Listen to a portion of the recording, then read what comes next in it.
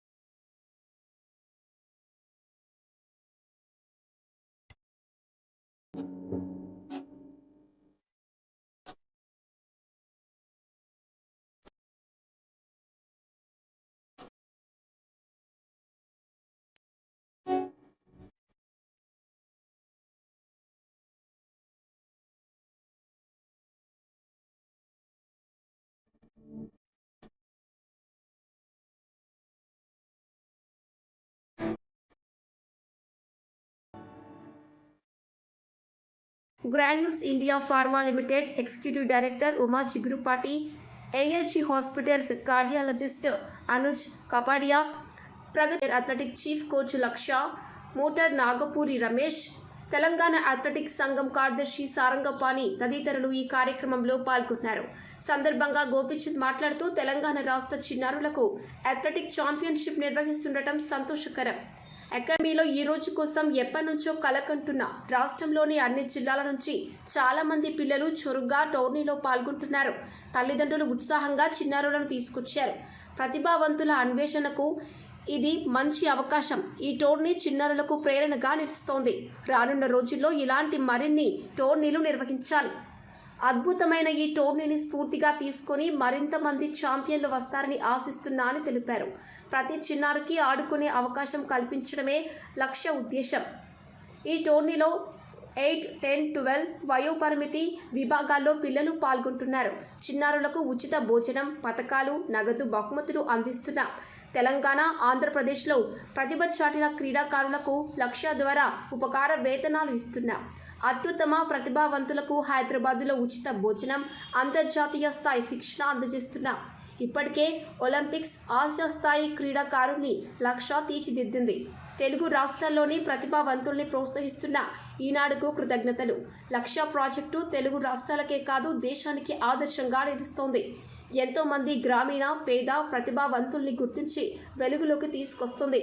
నిరుద్యోగ యువతకు ఉపాధి అవకాశాలు కల్పిస్తోంది అని ద్రోణాచార్య అవార్డు గ్రహీత రమేష్ తెలిపారు.